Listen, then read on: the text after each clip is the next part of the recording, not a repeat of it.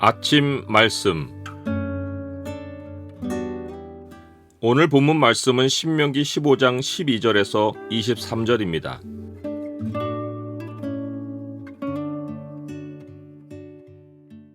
오늘 본문을 명령의 창으로 보면 모든 세대의 하나님 백성이 가장 안전하게 사는 길이 무엇인지가 보입니다. 명령의 창을 보여주는 구절은 15장 17절입니다. 송곳을 가져다가 그의 귀를 문에 대고 뚫으라. 그리하면 그가 영구히 내 종이 되리라. 내 여종에게도 그같이 할지니라. 빚을 면제하는 것이 오늘날 파산 정책이라면 노동력을 담보로 빚을 갚아나가는 것은 회생 정책에 해당합니다. 파산은 채주가 빚을 모두 탕감해 주는 것이고, 회생은 채무자가 자구책으로 자신의 능력에 맞게 빚을 갚아 나가도록 해주는 것입니다. 율법이 허용하는 회생 방편은 히브리 동족이 다른 동족에게 자신의 노동력을 담보로 맡기고, 부유한 형제는 가난한 형제의 생계를 책임져 주는 것입니다. 자기를 부유한 형제에게 판다고 해서 그의 노예가 되는 것이 아닙니다. 이것은 자원하여 스스로 고용되는 것입니다. 즉, 이 율법은 가난함으로 인해 잃어버릴 수 있는 히브리 형제의 자존감을 그 스스로가 지키고 세워가도록 돕는 제도입니다. 본문 문맥과 논해로 한 가지 흥미로운 사실을 언급하면, 한글 성경에서 내 동족 히브리 남자나 히브리 여자가 내게 팔렸다 하자라고 번역된 말에서 내 동족이란 말은 다른 본문에서는 내 형제라는 말로도 번역됩니다. 우리는 성경이 형제라는 단어를 쓸 때 남자만 포함한다고 생각해서 여자도 함께 포함하려고 할 때는 형제라는 말을 형제 자매로 고쳐 말하는 경우가 있습니다. 그런데 오늘 본문에서 보듯이 성경은 형제라고 말한 후 히브리 남자나 히브리 여자를 동의어로 썼습니다. 실제 영어 성경 번역은 내 동족을 내 형제, your brother로 번역했고, 곧 이어 a Hebrew man or Hebrew woman이라고 했습니다. 다시 본문으로 돌아와서 보면 회생 규례가 적용되는 전제 조건이 가난한 히브리 형제가 돈 있는 다른 히브리 형제에게 자기를 팔아 6해를 꽉 채워 섬기는 것입니다. 중간에 가난하게 되어 자기를 노예로 파는 것이 아닙니다. 중간에 가난하게 되면 면제 규례가 적용됩니다.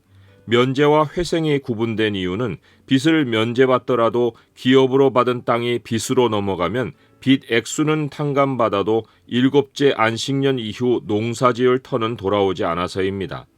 가난으로 기업의 땅을 잃으면 자신이나 친척이 속량하지 못하는 한 50년째 희년이 되어야 아무 조건 없이 기업을 되찾을 수 있었습니다.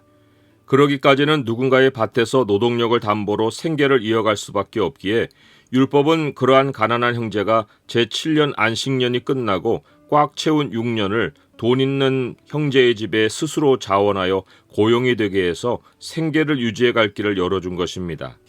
이 율법도 면제 규례와 함께 이스라엘 사회에 가난한 자가 없게 하는 방편이었습니다. 회생도 면제와 마찬가지로 전적으로 돈 있는 형제의 관대함에 의존했습니다. 즉, 회생이라고 해서 가난한 자가 일정에게 품삯을 약속하고 자신의 노동력을 파는 것이 아니었습니다. 품삯이 정해지는 것은 일반 품꾼의 경우이고, 회생의 경우는 가난한 자가 먹고 입고 자고 쓰는 모든 자기 필요를 부유한 형제의 관대함에 완전히 맡기는 것입니다. 돈 있는 형제가 가난한 형제를 6년 동안 자기 집에 있게 해서 생계를 도왔으면 사실 그것만으로 관대한 일은 다 한 것입니다. 그런데 회생 규례는 여기서 끝나지 않습니다. 하나님은 가난한 형제가 부유한 형제의 집을 나갈 때가 되어 스스로 자유하기를 선택하면 부유한 형제는 자기를 위해 섬긴 형제를 빈손으로 가게 하지 말고 가축이나 곡물이나 무엇이라도 후히 주어 생계 기반을 가지게 해주라고 하셨습니다. 부유한 형제가 이 규례에 순종할 수 있는 이유는 내 하나님 여호와께서 내게 복을 주신 대로 그에게 줄지니라고 명령하셨기 때문입니다. 내 하나님 여호와께서 내게 복을 주신 대로라는 전제가 붙은 것은 부유한 형제가 가난한 형제를 집에서 돌보는 동안 하나님이 가난한 형제를 돌볼 형편과 그를 내보낼 때 풍성한 종잣돈을 챙겨줄 만큼의 복을 부유한 형제에게 넘치게 해주시겠다는 약속을 암시하신 것입니다. 하나님은 가난한 형제가 부유한 형제 집에 머무름으로써 부가 줄어드는 것이 아니라 부가 늘게 해주실 것을 약속하신 것입니다. 그런데 반대로 채주는 하나님의 복을 얻고 탐욕을 품을 위험성도 있었습니다. 가난한 형제가 품삯을 생각하지 않고 밤낮으로 노동한 것은 품꾼의 삭세에 배나 받을 만큼 부유한 형제를 섬긴 것입니다. 그것으로 부유한 형제의 집에 복이 더해졌는데 이것 때문에 오히려 부유한 형제가 자기를 섬긴 형제를 놓아 자유하게 하기를 어렵게 여길 수 있었습니다. 처음에 관대함으로 시작했다가 하나님의 복을 얻고는 돈 계산을 할 수 있다는 것입니다. 이것은 모든 시대의 하나님 백성이 매우 경계해야 할 탐욕입니다. 처음이 은혜이면 나중까지 은혜이어야 합니다. 이에 대한 역사적 선례가 출애굽 사건입니다. 율법이 있기 전 시대였지만 오늘 율법의 원리가 되는 사건이었고 하나님은 가난한 자가 자유하게 되기를 선택할 때 부유한 형제가 탐욕을 부리는 일을 막으시려고 출애굽 때 하나님이 이스라엘을 속량하신 사건을 기억하라고 하셨습니다. 요셉이 총리로 있을 때 애굽의 바로는 야곱의 70인 가족을 흔쾌히 받아들여 애굽의 좋은 땅 라암셋을 소유로 주고 왕의 가축을 돌보게 하는 생업을 얻게 했습니다. 또한 양식을 공급해주며 마음껏 삶을 누리게 했습니다. 이것이 이스라엘에게도 큰 은혜였고 가축을 돌보는 일을 천시했던 애굽 사람들에게도 큰 은혜였습니다. 그런데 이스라엘 민족이 많아지자 애굽의 바로는 이스라엘 백성의 노동력으로 얻은 복을 이용하여 이스라엘의 생업도 아닌 비돔과 라암셋의 성을 쌓는 일을 하게 했습니다. 애굽 땅에서 자원하여 노동력을 담보로 생계를 이어가던 이스라엘은 갑자기 노예로 전락하여 괴로운 날을 보냈습니다. 고향 땅 가나안으로 가고 싶어도 스스로 자유하게 하여 갈 수 없었습니다.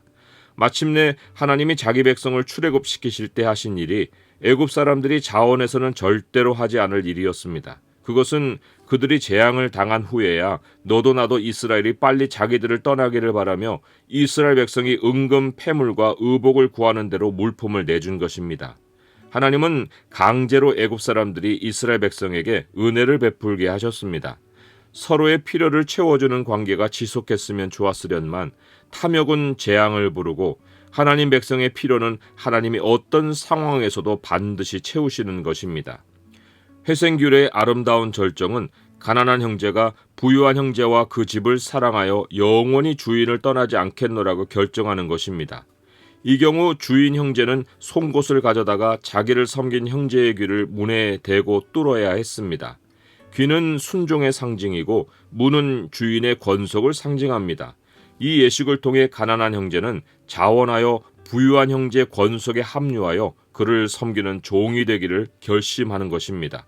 이제 이 형제에게는 생계의 염려가 없고 주인 형제에게 충성하는 일만 남습니다. 이제 주인 형제의 집은 언젠가 떠날 곳이 아니라 영원히 자기 집입니다. 사도 바울은 이 율법을 상기하는 말로써 이후로는 누구든지 나를 괴롭게 하지 말라. 내가 내 몸에 예수의 흔적을 지니고 있노라 라고 했습니다. 자기가 영원히 하나님 집에 예수 그리스도를 섬기는 종이기를 작정한 사람임을 나타낸 것입니다. 이것만큼 그리스도인의 삶을 평안하게 해주는 것이 없습니다.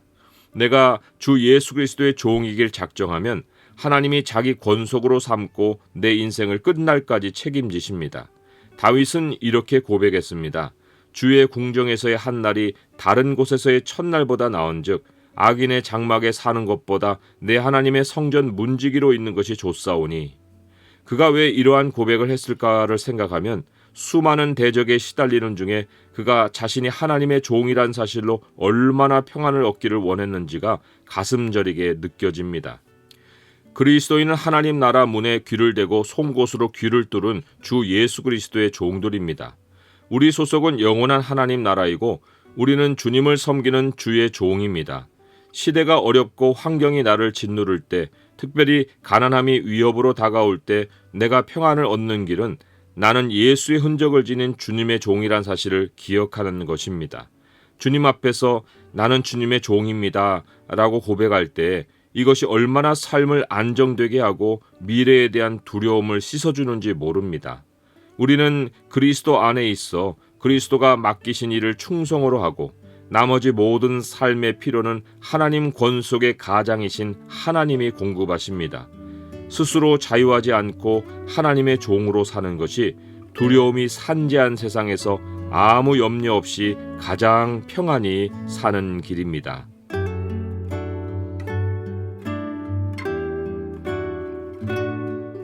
주님, 저는 세상의 자유인보다 주님 종이 좋습니다. 하나님은 저를 종이 아니라 자녀로 그리스도 안에 살게 해주시니 감사합니다. 가난함이 현실의 두려움인 세상에서 제 안에 예수님의 흔적을 순간순간 확인하고 살게 하옵소서. 예수 그리스도의 이름으로 기도드립니다. 아멘.